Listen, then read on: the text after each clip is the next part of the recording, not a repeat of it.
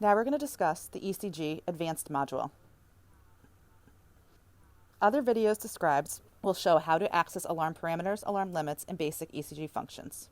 This video will discuss advanced ECG functions for the ECG module, including details about the learn function, adjusting various arrhythmia alarms, the pacemaker setting, and ECG detail settings. The learn function is available under the basic ECG menu. Please note, arrhythmia analysis must be turned on for the monitor to learn the patient's heart rhythm. It may take the monitor 8 heartbeats to learn the rhythm. It will also automatically learn the heart rhythm anytime there is a lead change. Displayed within the learn window is the waveform the monitor has identified as the patient's normal rhythm.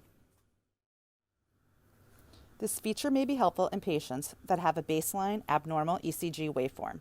For example, a patient with a baseline wide QRS wave may inappropriately alarm as VT, but if learn is utilized, it will recalibrate for the patient's ECG measurements.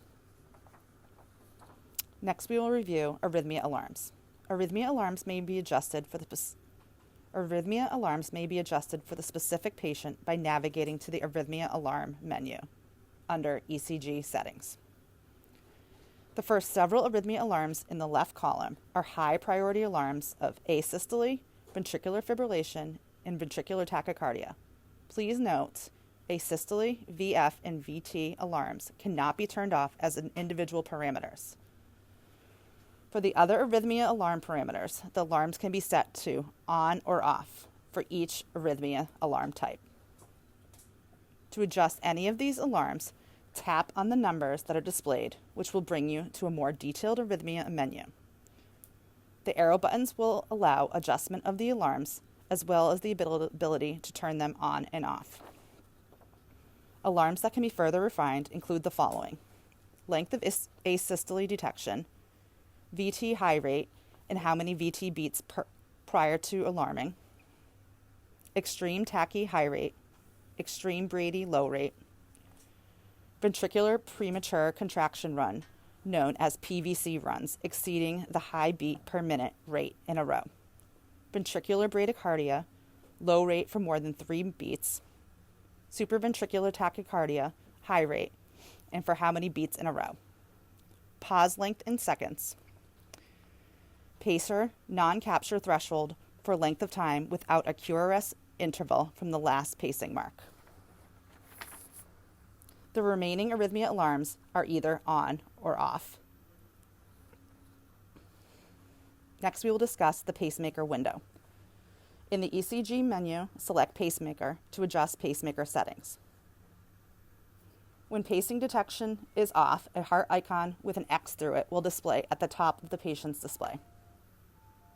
Once the pacing detection is selected to on, the X will remove from the heart icon, and pacing pulse marks will appear above the ECG waveform when pacer activity is present.